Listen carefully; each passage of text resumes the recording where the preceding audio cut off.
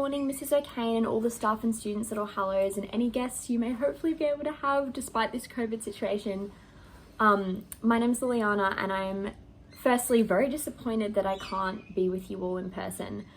So I'm coming to you from my college room in lockdown in Sydney, but I'm just going to share with you kind of what I've been up to in the past year since I was very lucky enough to receive the Dr. Perry Award. So firstly, what is my project? So just a quick background, basically at the beginning of 2020 with a group of girls, I went to the Philippines for a service project where we were teaching primary school students who were experiencing severe malnutrition and immense poverty rates in their surrounding community. The primary issue was that they didn't have water, they didn't have the facilities to be able to wash themselves properly, to be able to wash their food properly, and that was really perpetuating the poverty cycle in this community and meant that a lot of kids weren't really in the position to be able to pursue a higher education. This was an issue that us in our material privilege thought that we really could try and do for them, especially since we learnt so much from them about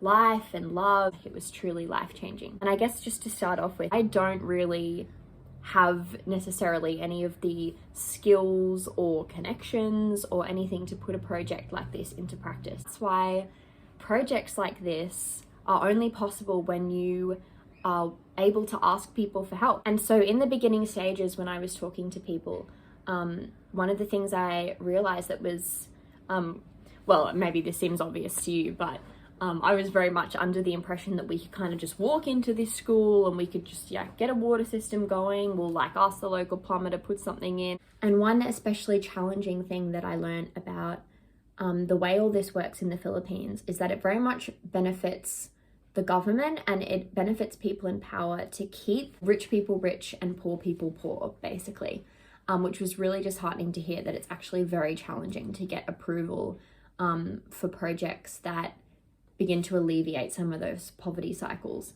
And that again reminded me how blessed we are in Australia. The systems that are in place we consider, basic fundamental human rights. They are basic fundamental human rights, but they aren't afforded to people in every country.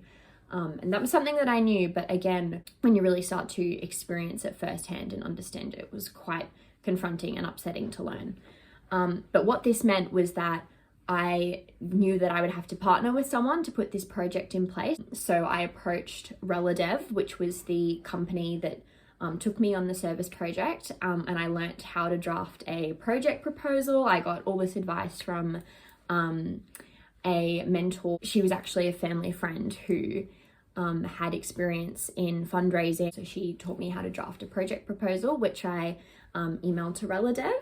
They looked at my proposal, I had a couple of meetings, and they said they would be happy to liaise with kind of government bodies and to do that paperwork. So that meant that our primary job in this project was fundraising. So in the off moments where COVID wasn't happening, we did a series of market stalls where I put a few things out on Facebook asking people to donate secondhand clothes to me, and people were super generous and were donating me their clothes, and then we would go to markets and sell these clothes. And that's very much the point that we're at. I've just kind of been continuing to fundraise and brainstorm how to market projects like this. I've put up a website and put up portals where people can donate money. I feel like a YouTuber. I'll put a little link here. This is the website where you can get all that information. One of the biggest things that I had to learn how to do firstly was to find some perseverance and kind of work out what was really motivating me to keep going, because especially during COVID, where there's so many setbacks, so many markets that we wanted to have that had to get cancelled because of a lockdown, or deadlines just pushing back because the Philippines was in a lockdown. It's very tempting and many times to just give up and not even bother, or just to completely hand off the project to someone else. I'm grateful for how this frustration has really taught me how to rectify my intentions and has really forced me to reflect on why am I doing this? And that was really important for me to bring to mind the faces of those kids and the difference that we were making in their lives. And I think that's another really important thing that I've learned through this experience, is that happiness at the end of the day comes from what I can do for others. And one of my favorite quotes from Pope Francis is, if we don't take care of one another, we can't heal the world.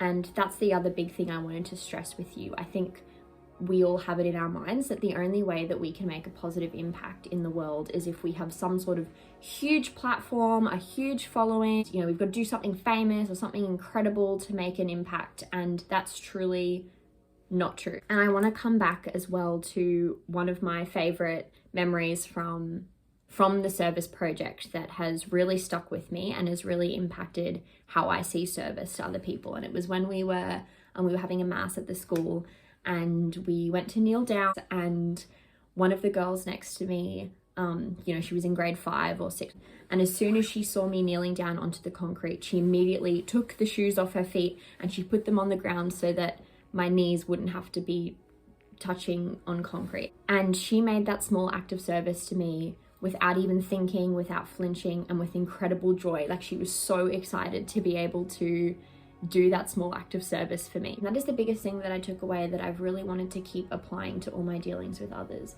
is just keeping my eyes open, not to be like live in the moment, but truly being present, having an ability to keep our eyes open and to see a need and just to meet it joyfully is truly the key to happiness. So I just like to end by reiterating my thanks to Mrs. O'Kane, to Dr. Perry, to the Mothers Network and the PNF for giving me this incredible opportunity to learn all of these lessons and to continue growing, both in myself, but to be able to also share with you some of the lessons that I've learned.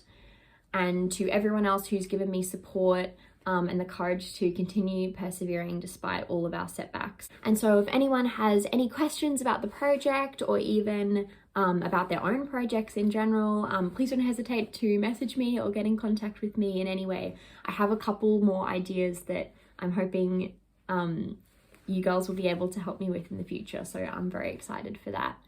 And I look forward to hopefully seeing you all in person sometime soon.